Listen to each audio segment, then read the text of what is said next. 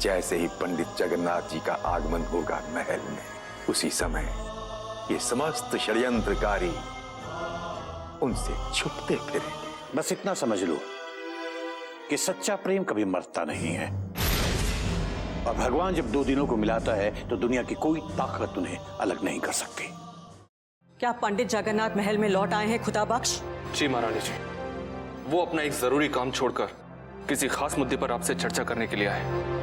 यदि आप उनसे मिलने का वक्त मुकर्रर करती हैं तो आपकी उनसे फौरन मुलाकात हो सकती है। हम अभी और इसी वक्त उनसे मिलना चाहते हैं, क्योंकि हम कब से उनकी प्रतीक्षा कर रहे हैं।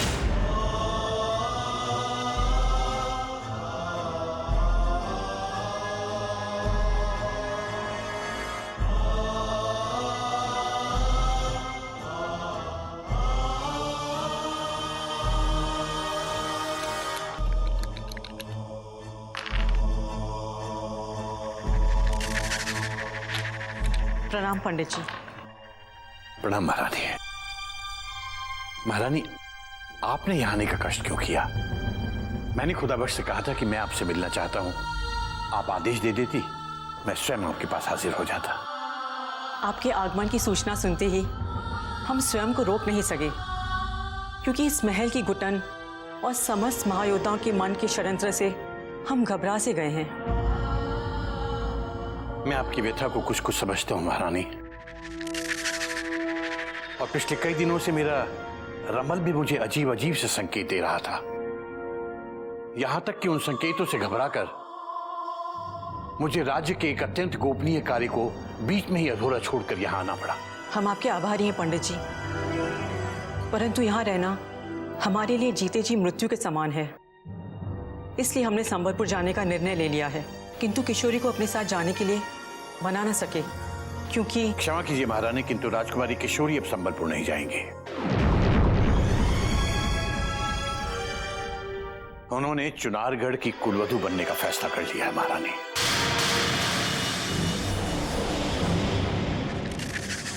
आश्चर्य है, ये बात आप कह रहे हैं पंडित जी?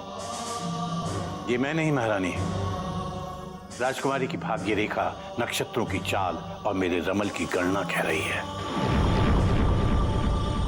शायद यही कारण था कि दुष्ट भवानी सिंह ने उसे अगवा करके राज्य के बंदी गृह में डाल दिया, और हम लोगों ने उसे वहां से छुड़ाकर राज्य के अतिथि गृह में पहुंचा दिया।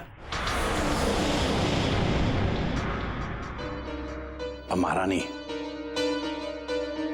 ये भी विचित्र संयोग की बात है कि संबलपुर से लौटते वक्त आप राजकुमारी किशोरी को अपने साथ ले आईं, और यहां आकर उसकी मुलाकात युवराज इंद्रजीत से हो गई, और उन दोनों में प्रेम का अंकुर फूटने लगा। महारानी, यदि महाराज शिवदत्त ने राजकुमार को अगवा करके बंदी बनाने का हुक्म न दिया होता तो क्या उन दोनों का मिलन संभव था?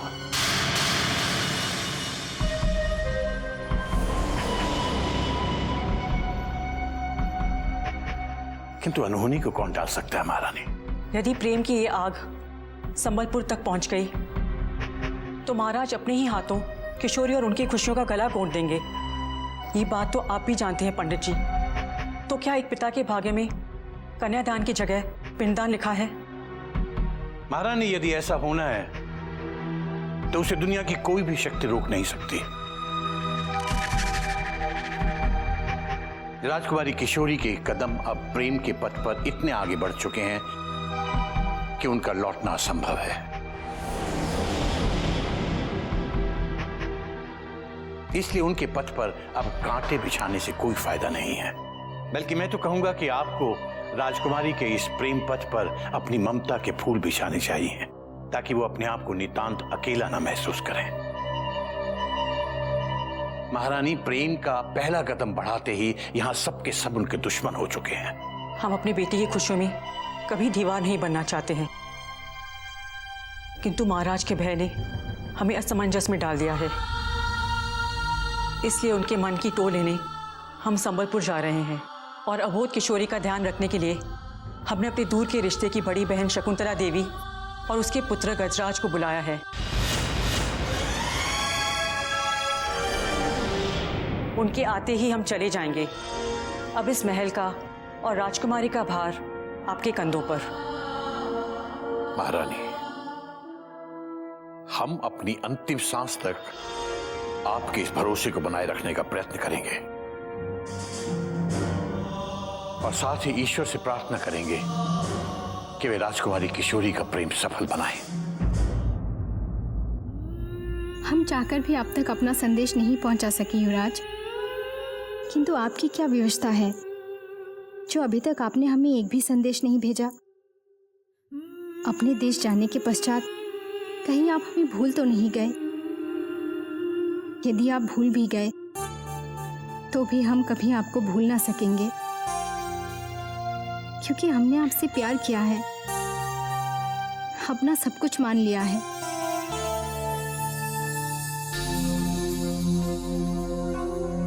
एक बुरी सूचना है राजकुमारी जी।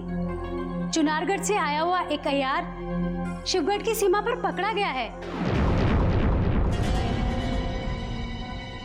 कौन है वो? अवश्य ही युवराज ने उसके हाथों कोई संदेश भेजा होगा। हमें भी यही लगता है राजकुमारी जी, किंतु महल में पहुंचने से पहले ही चंगेज खान ने उसे पकड़कर किसी अज्ञात स्थान पर छुपा दिया है। तुरंत पता करो कि उसे कहाँ छुपाया गया है। हम कैसे भी उसे मुक्त कराएंगे, क्योंकि वो हमारा शत्रु नहीं बल्कि सम्मानित संदेशवाहक है।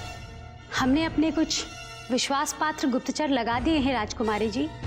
हमें जैसे ही पता चलेगा हम तुरंत आपको सूचित कर देंगे। कैसे विडंबना है ये, उनका संदेश इतने समीप आकर भी हमसे इतना दूर है और हम चाहकर भी कुछ नहीं कर पा रहे। वो कहते हैं ना, अगर मन में सच्ची चाह होती है तो ईश्वर भी उसका साथ देते हैं राजकुमारी। और मुझे पूरा विश्वास है युवराज इंद्रजीत का संदेश आप तक जरूर पहुंचेगा। उनके भेजे संदेश और संदेशवाहक का ईश्वर रक्षा करे, किंतु भय है यदि दुष्ट चंगेज ने सोमनाथ को कुछ बता दिया तो अनर्थ हो जाएगा।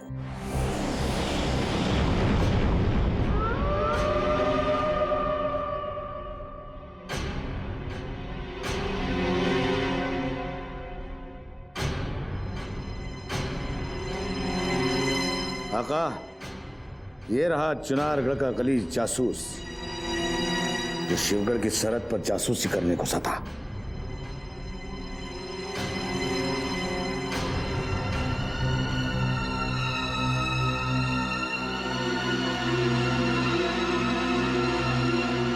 ये तो बिल्कुल अहमद की तरह दिखाई देता है। मैं अहमद ही हूँ हुजूर, मैं अहमद ही हूँ। मेरी बात कोई सुन नहीं रहा है। आप मेरा यकीन कीजिए, चंगेज भाई को कोई गलतफहमी हुई है। मुझे कोई गलतफहमी नहीं हो रही है। मेरे आका, ये चुनारगढ़ का जासूस बहुत चालाक है। ये बहरूपिया है। इसने अहमद का रूप लिया है और इत्मीनान से बैठकर नदी पर मछलियां पकड़ रहा था। इसका जिंदा रहना खतरे से खाली नहीं मेरे आका। इसे फौरन कत्ल कर दिया जाए। नहीं नहीं हुजूर, मेरे पे रहम कीजिए। अगर आप लोगों ने मेरा कत्ल कर दिया तो आप लोगों को बहुत पछताना पड़ेगा, क्योंकि मैं शिवगढ़ का एक वफादार सिपाही हूं।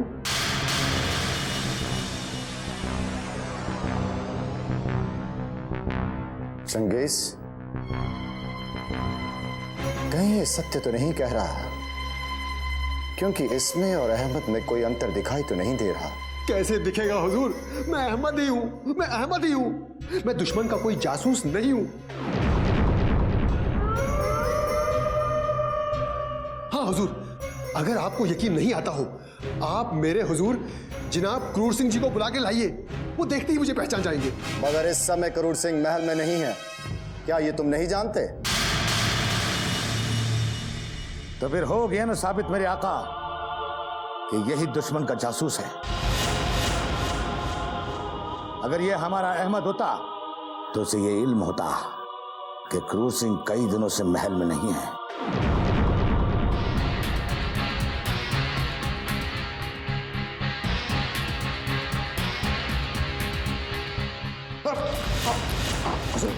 सच सच बताओ कि कौन हो तुम?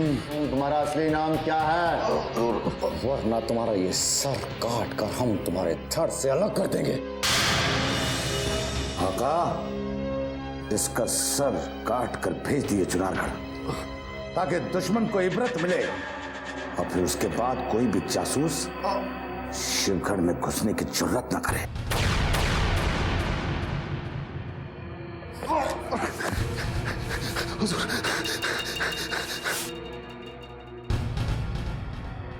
चंगेज, हम पहले उस अहमद से मिलना चाहते हैं, उसके बाद हम ये निर्णय लेंगे कि इस अहमद का सर काट कर हम चुनारगढ़ भेजें या उस अहमद का। कहाँ है वो?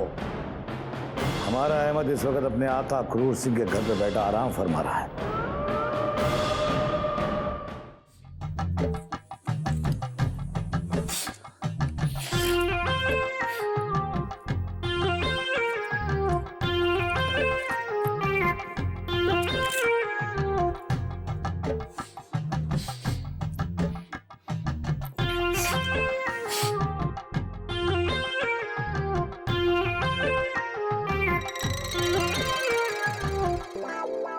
कभी सोचा भी नहीं था कि युवराज के चक्कर में वो कार्य करने पड़ेंगे जो तूने कभी नहीं किए तारा सिंह। पहले इन दोनों विचित्र प्राणियों ने घोड़ा बनाकर मेरी कमर तोड़ डाली, उसके पश्चात इस चुड़ैल ने घर के सारे काम करवा करवा कर मुझे अधमरा कर दिया है। हे भगवान, पता नहीं अब ये मुझे चलने के लायक भी छोड़ेगी या नहीं।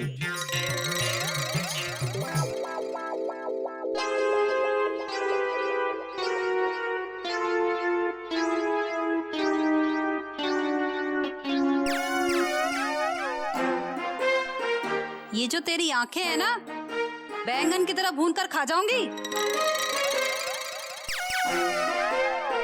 शर्म नहीं आती है दो दो बच्चों की माँ को घूरते हुए?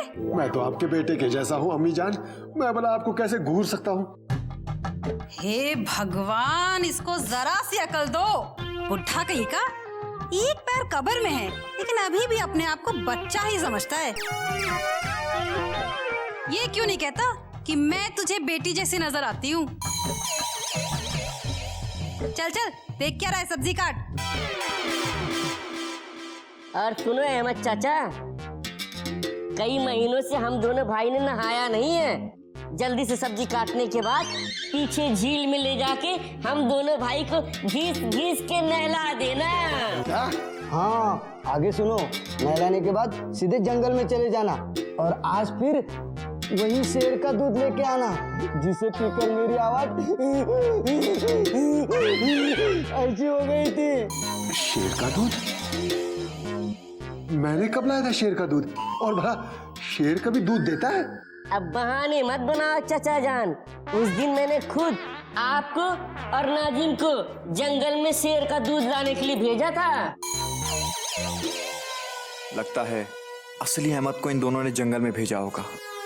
हाँ, अब तू भी हाँ कह दे तारा, यदि तेरा भेद खुल गया तो फांसी पर चढ़ना पड़ जाएगा। हाँ कह दे।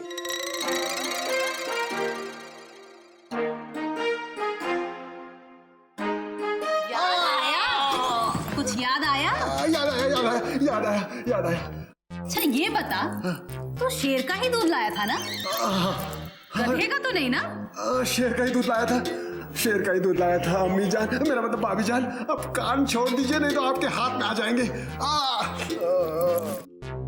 मगर तू शेर का दूध लाया था तो मेरे बच्चों की आवाज गधे जैसी क्यों? सच बता, दूध शेर का ही था ना?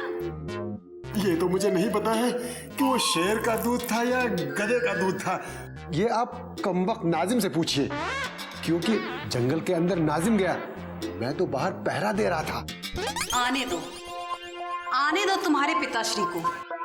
इस अहमद को और उस कमजोर नाजिम को डंडे ना पड़वाए तो मेरा नाम भी मोहिनी नहीं। हाँ, लेकिन माताश्री, हमारे पिताश्री गए कहाँ और आएंगे कब? जैसे कि भला वो मुझे बता कर जाते हैं। और एक बात तो है, वो आएंगे अवश्य, और जैसे ही वो आएंगे घर में, पहला डंडा तो उन्हीं को पड़ेगा। चुनारगढ़ के युवराज के यहाँ से भागने के पश्चात शिवगढ़ के इस महल में कैसा सन्नाटा छाया हुआ है? 4 दिन के लिए हम यहाँ से बाहर क्या चले गए, सब कुछ बदल सा गया है।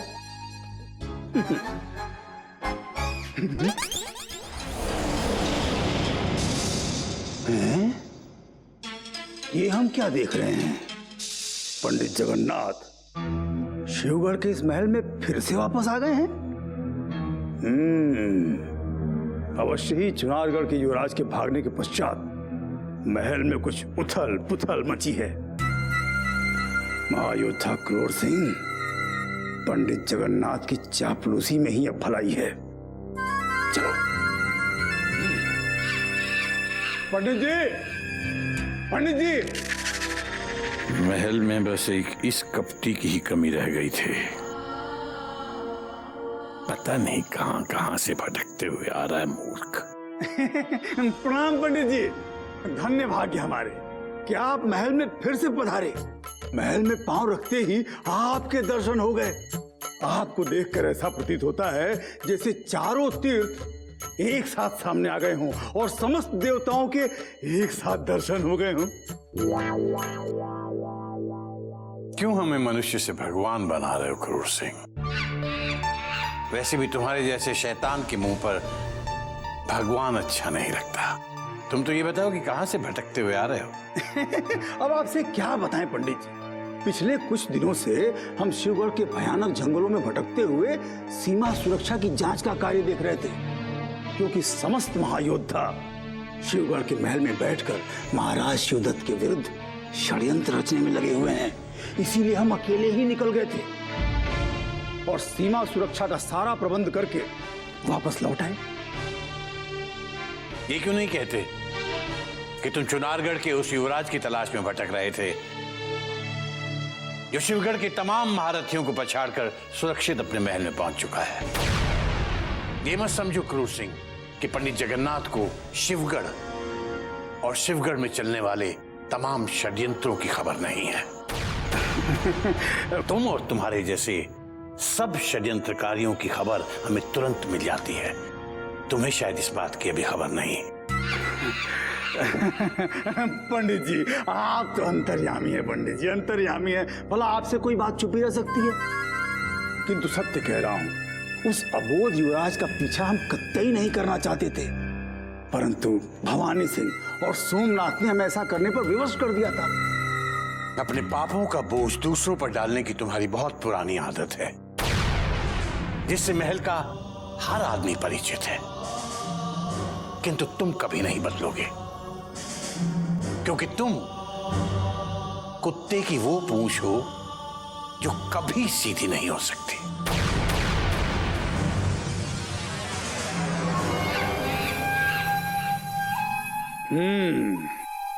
पंडित जगन्नाथ, जितना जी चाहे हमारा अपमान कर लो, क्योंकि अभी समय हमारा साथ नहीं दे रहा है। परंतु जिस दिन समय ने हमारा साथ दिया, हम पहला वार तुम्हीं पे करेंगे, तुम्हीं पे। प्रणाम पंडित जी। जीत रहो बेटा। आपको अचानक यहाँ देख के हमें इतनी खुशी हो रही है कि हमारे पास शब्द नहीं। आपके बिना ये महल कितना सूना हो गया था, और आपकी अनुपस्थिति में महल के सारे महायोद्धाओं ने हमारा जीना मुश्किल कर दिया था। हमें मालूम है बेटा, बल्कि इसीलिए हमें भी विंध्याचल से तुरंत यहाँ आने का निर्णय लेना पड़ा। आपके लौट आने से हमारा खोया आत्मविश्वास फिर से लौट आया है, वरना हम बहुत निराश हो चुके थे, क्योंकि ये महल विश्वासघातियों से भर चुका है और हर तरफ षड्यंत्रकारी छिपे बैठे हैं।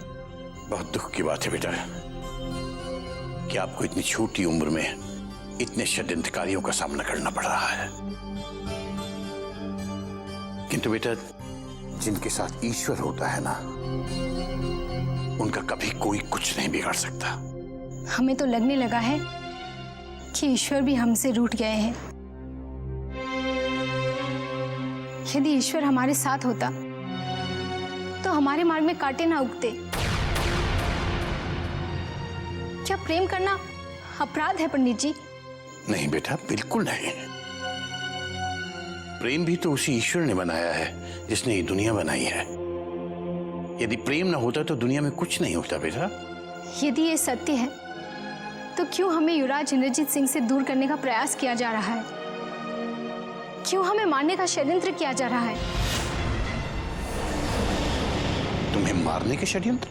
हाँ पंडित जी, हमें इस महल में मारने की योजना भी बन चुकी थी, किंतु हम संजोग से बाल बाल बच गए। कौन है वो दुष्ट? किसने तुम्हें मारने का षड्यंत्र रचा था? भवानी सिंह। भवानी सिंह? भवानी सिंह को उसके किए की सजा अभी और इसी वक्त दी जाएगी। उन्हें दंड मिले या ना मिले, परंतु हम युवराज इंद्रजीत सिंह को कभी नहीं भूल सकते। अब आप ये महल छोड़ के कहीं मत जाइए, वरना भवानी सिंह और सोमनाथ जैसे दुष्ट हमारे प्रेम की बगिया को खिलने से पहले ही उजाड़ देंगे। बेटा, हम कहीं भी रहें, किंतु तुम पर और तुम्हारे प्रेम पर कोई आंच नहीं आने देंगे। तुम निश्चिंत रहो, हमारा आशीर्वाद तुम्हारे साथ है। अब मैं देखता हूं कि भवानी सिंह तुम्हारी ओर दृष्टि उठाकर देखता भी कैसे है।